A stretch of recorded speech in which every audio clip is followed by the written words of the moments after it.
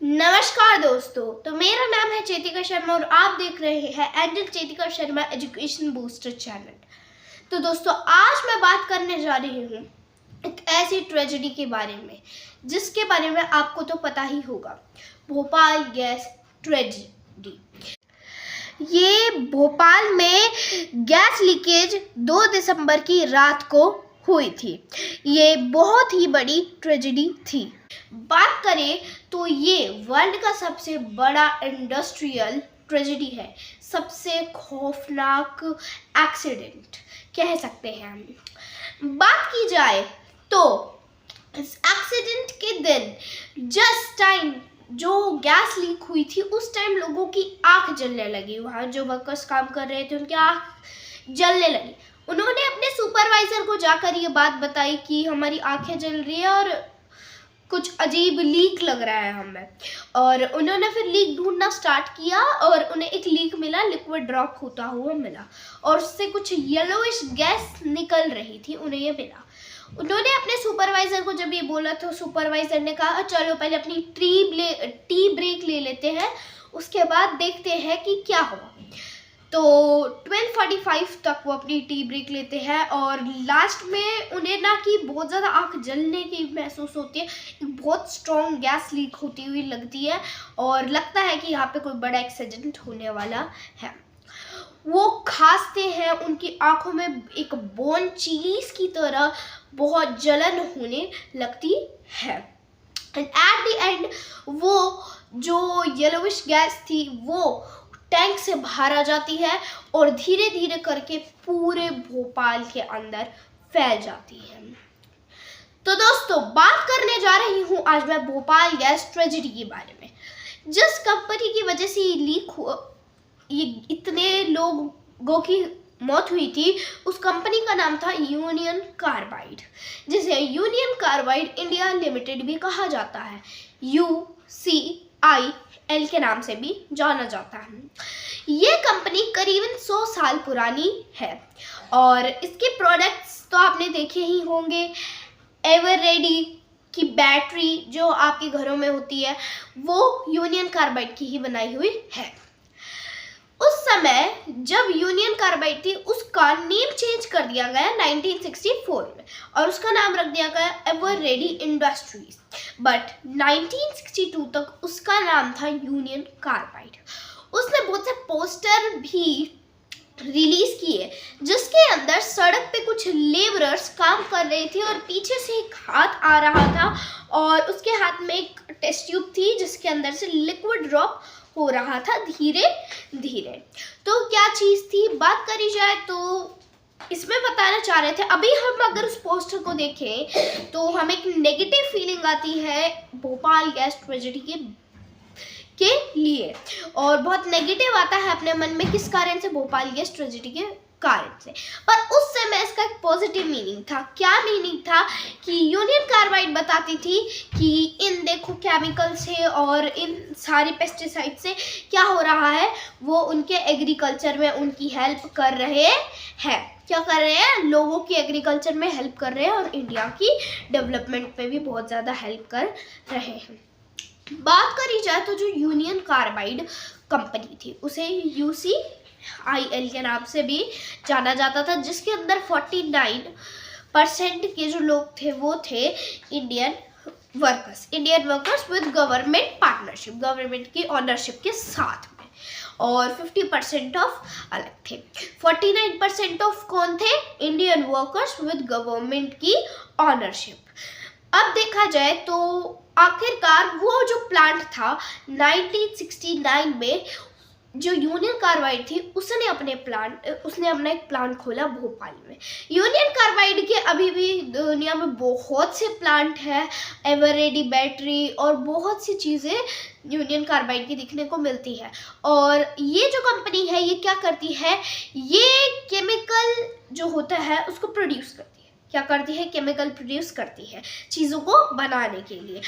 उस टाइम 1969 में जो कंपनी थी यूनियन कार्बाइड वो क्या बनाना चाह रही थी, 7 नाम की चीज़ बनाना चाह रही थी, जिसके अंदर एक केमिकल का यूज़ किया जाता है। उस केमिकल का नाम, तो वो केमिकल था मिथाइल आइसोसाइनाइड, जिसका नॉर्मल नेम अगर हम कहें, एलिमेंट नेम है MIC। जो यूनियन कार्बाइड कंपनी थी वो पहले बाहर से, इंडिया के बाहर से उसको इंपोर्ट किया करती थी। जो यूनियन कार्बाइड थी वो क्या करती थी, MIC को बाहर से इंपोर्ट किया करती थी। बट अब क्या हुआ, जो 7 था उसके कंपैरिजन में, यूनियन कार्बाइड के कंपैरिजन में और कंपनियां उभर के आई, और जिसके 7 के जो रेट थे वो डाउन थे, मतलब कम थे, चीपर रेट में वो बेचते थे। तो इस कारण से यूनियन कार्बाइड को भी अपने कॉस्ट की कटिंग करनी पड़ी, जिसके अंदर क्या किया उन्होंने सोचा कि अब हम MIC को बाहर से इंपोर्ट करने के बजाय इंडिया के अंदर ही बनाएंगे। तो जो यूनियन कार्बाइड थी, उन्होंने गवर्नमेंट से परमिशन ली MIC को बनाने के लिए, मैन्युफैक्चर करने के लिए गवर्नमेंट ने परमिशन दे दी। ये सबसे पहला रेड फ्लैग था, क्योंकि केमिकल्स को मिक्स करना बिल्कुल भी ठीक नहीं होता है। तो जब केमिकल्स बनाए जा रहे थे, तब उसी टाइम एक जो वर्कर था केमिकल को बनाते समय, उनकी डेथ हो गई थी। मोहम्मद अशरफ नाम था उनका। बात करी जाए, पर फिर भी कंपनी ने किसी भी तरीके का एक्शन नहीं लिया। कंपनी को यह भी कहा गया कि एक इवैक्यूएशन प्लान बनाना चाहिए, ताकि अगर कोई गैस लीक हो जाए तो भोपाल वासियों को ये पता हो कि उससे कैसे इवैक्यूएट करना और हमें क्या करना चाहिए। पर कंपनी के द्वारा वो भी नहीं बनाया गया। जो वर्कर थे उन्हें कम कर दिया गया, और जो वर्कर न्यू हायर किए गए थे वो अनक्वालिफाइड थे, और उन्होंने क्या किया, सेफ्टी प्रिकॉशंस को भी फॉलो नहीं किया। और क्योंकि उनकी कॉस्ट कटिंग होने लगी, 7 के दाम कम होने लगे, इस कारण से उन्होंने बहुत जगह पे इस तरह की कॉस्ट कटिंग भी कर दी। और मान लो अगर किसी चीज़ में डैमेज पाइप निकलती है, तो उन्हें रिप्लेस करने के बजाय उन्हें रिपेयर कर दिया जाता था।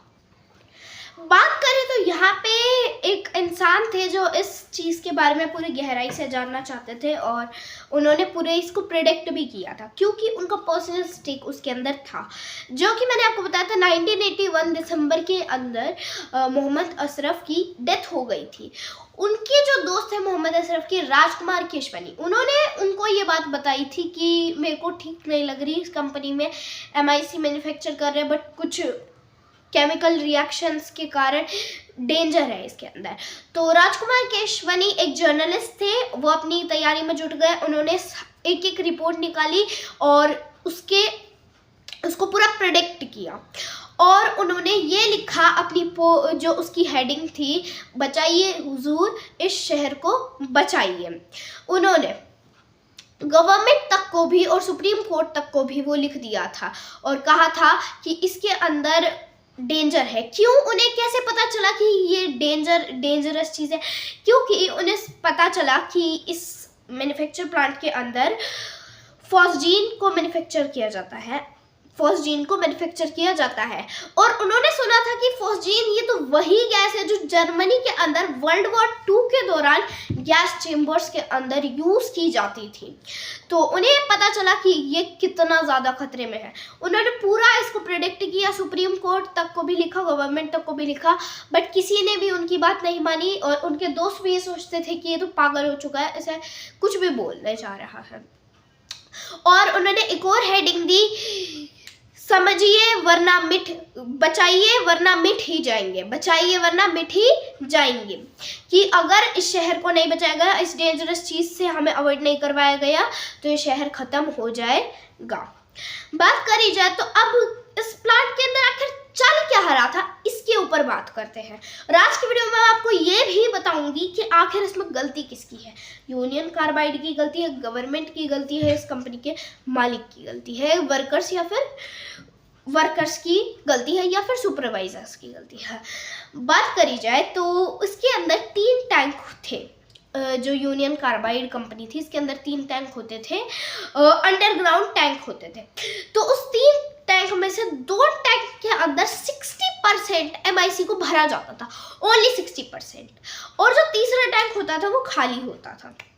जो तीसरा टैंक होता था उसे खाली रखा जाता था इमरजेंसी के लिए, और वो जो 2 टैंक थे उसके अंदर 60% की ही MIC डाली जाती थी ताकि टेम्परेचर जो है वो मेंटेन रहे और प्रेशर भी मेंटेन रहे। इसके अंदर 2 पाइप निकलती थी, एक तो बाहर की तरफ जो सारी पॉइजनस गैस को ले जाती थी और एक स्क्रबर में ले जाके उन्हें बर्न कर देती थी, क्या कर देती थी, जला देती थी।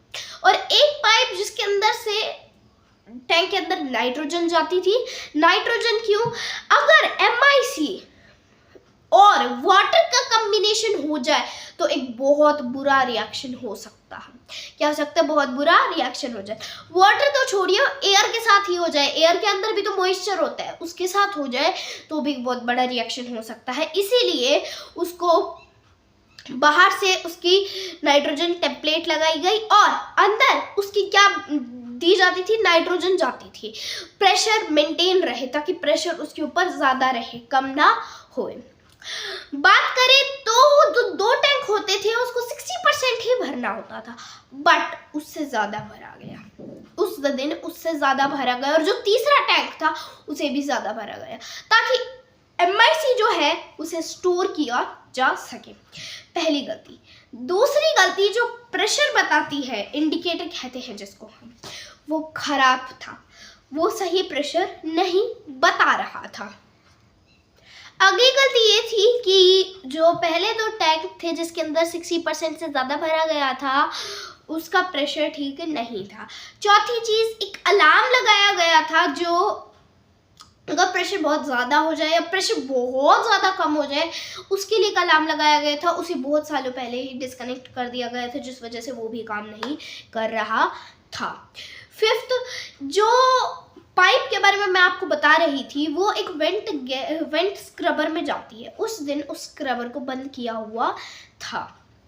6th चीज़ ये है कि जो यूनियन कार्बाइड कंपनी थी उसके अंदर 2 तरह के अलार्म थे। एक अलार्म वर्कर्स के लिए कि अगर कंपनी में कुछ हो जाए, डिजास्टर वगैरह, तो क्या होगा। एक अलार्म वर्कर के लिए और एक अलार्म भोपाल के लोगों के लिए जो और भी ज़्यादा तेज़ बजता था। जो भोपाल के लोगों के लिए वो अलार्म था वो उस दिन बंद कर रखा था, स्विच ऑफ कर रखा था, वो कहीं जाता तो उसको ऑन करता, वरना वो उस दिन बंद था। क्या होता है, उस रात वर्कर्स की ड्यूटी हुआ करती थी कि वो उन पाइप्स को साफ किया करते थे, जिसके कारण एक पानी थोड़ा बहुत जाता, उन पाइप्स को उनको साफ करना होता है जिससे पॉइजनस गैस आती और नाइट्रोजन जाते, उनको पाइप को साफ करना होता था, उनका रूटीन था ये। तो एक दिन जब वो पाइप को साफ करने लगे, उसके अंदर बहुत ज़्यादा MIC थी, इसलिए जो पानी था वो अंदर जा रहा था पर दूसरी तरफ से बाहर नहीं आ पा रहा था। उन्होंने ये बात अपने सुपरवाइजर को बताई तो उन्होंने पहले कुछ टेक्निकल चीज़ें चेक करी कि ये ठीक है, उन्होंने फिर से पानी डाला, फिर से वो दूसरी तरफ से बाहर नहीं आया। उन्होंने जब ये सुपरवाइज़र को बात बताई तो बोले कोई बात नहीं, इस पानी को चलते रहने दो, पानी को चलते रहने दो, जब दूसरी ड्यूटी के एक्सचेंज करने आएंगे वो बंद कर देंगे। पर क्या होता है, और उस टाइम वो टी ब्रेक ले लेते हैं। अब क्या होता है, जो दूसरी ड्यूटी के लोग आते हैं, मतलब जो दूसरी शिफ्ट के आते हैं, वो सोचते हैं, उनकी आंखें बहुत जलने लगती है। मैंने आपको क्या बताया था, MIC और वाटर का बहुत गंदा रिलेशन होता है, मतलब वो बहुत पॉइजनस गैस को रिलीज करता है। क्या था, वो MIC और वाटर का कॉम्बिनेशन हो गया। अब वर्कर्स की आंखें बहुत ज़्यादा जलने लगी, लाल हो गई उनकी आंखें, और उन्हें लगा शायद कोई लीक होगा जिस वजह से हमारी आंखें जल रही होगी।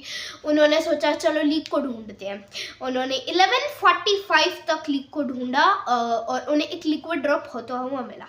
उनका भी टी ब्रेक का टाइम आया, उन्होंने सुपरवाइजर को बात बताई कि वहाँ लिक्विड ड्रॉप हो रहा है, तो उन्होंने बोला टी ब्रेक ले लो फिर देखते हैं क्या हो रहा है। पर तब तक बहुत लेट हो चुका था। क्या था एक्चुअली में, जब वो गैस निकलने लगी तब जाके सुपरवाइजर देखते हैं, एक सुमन देव नाम के थे, वो उस वाटर को बंद करते हैं, पर बहुत ज़्यादा लेट हो चुका था, अब टाइम बहुत कम था उनके पास। अब वो गैस रिलीज होने लगती है तो वर्कर क्या करते हैं, कोशिश करते हैं ताकि पानी पहुंच जाए उस तक और वो रुक जाए, पर वो बहुत हाइट पे था जिस वजह से पानी वहां तक नहीं पहुंच पा रहा था। धीरे धीरे धीरे धीरे वो पूरे भोपाल के अंदर वो गैस फैल जाती है। जिससे लोगों की आंखें जलने लगती है, खांसी आने लगती है, बहुत से लोग भागने लगते हैं, सांस लेने में प्रॉब्लम होती है, और साथ के साथ कुछ लोग तो लेटे लेटे ही, सोते सोते ही मर जाते हैं। बात करी जाए तो जैसे कुछ लोगों को सांस लेने में प्रॉब्लम हो रही थी, वो अपनी विंडोज को खोल देते हैं, डोर्स को खोल देते हैं, जिससे वो जो गैस थी वो और अंदर आ जाती है और उन्हें कफ आने लगता है। बहुत से लोग स्ट्रगल करते करते मर जाते हैं, और जो बीमार लोग थे उन्हें हॉस्पिटल ले जाया जाता है, और पर डॉक्टर्स को ये बात नहीं पता था उसको कैसे ट्रीट करना है। अब करना क्या है उनके साथ, क्योंकि उन्हें ये बात नहीं पता थी किस तरह की गैस लीक हुई है, क्या हुआ है, उन्हें ये बात नहीं पता था। तो उन्हें ये नहीं पता था कि कैसे इन सबको हम ट्रीट कर सकते हैं। उन्होंने उनको और ऑक्सीजन दी, और ऑक्सीजन देने से उसका और गंदा रिलेशन हुआ और पेशेंट्स मरने लगे। अगले दिन हजारों लोग मर गए और जानवरों की डेड बॉडीज दिखी। तो जो उस कंपनी के मालिक थे वो अपनी सारी रिस्पॉन्सिबिलिटी अपने हाथों लेते हैं अगले दिन, और वो कहते हैं ठीक है हमारी गलती है, वो सारी रिस्पॉन्सिबिलिटी अपने हाथों में लेते हैं, पर फिर भी उन्हें अगले दिन अरेस्ट कर लिया जाता है। तभी पीछे उनकी लीगल टीम, कंपनी की लीगल टीम तैयारी कर रही थी।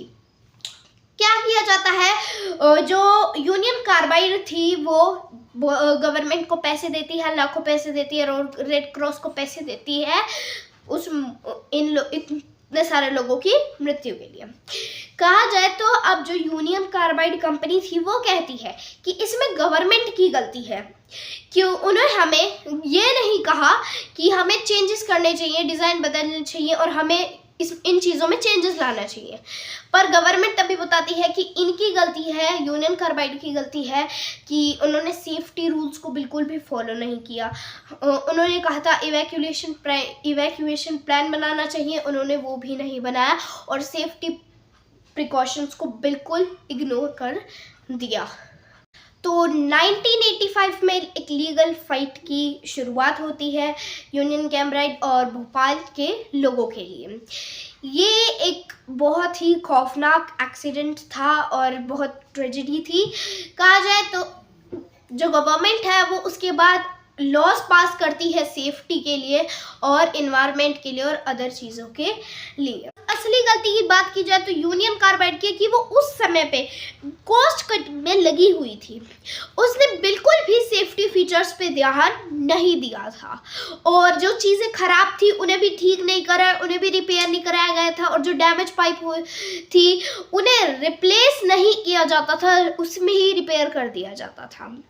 उसके स्टैंडर्ड्स भी बिल्कुल ठीक नहीं थे जो चीज़ें थी, और लाइक इंडिकेटर ख़राब था, प्रेशर वॉल ख़राब था, और अलार्म्स ख़राब सी, बहुत सी चीज़ें ख़राब थी, बट यूनियन कार्बाइड ने उसके ऊपर बिल्कुल भी ध्यान नहीं दिया। अगर आपको मेरी आज की वीडियो अच्छी लगी हो तो लाइक शेयर सब्सक्राइब ज़रूर कर दीजिएगा। Thank you, have a nice day.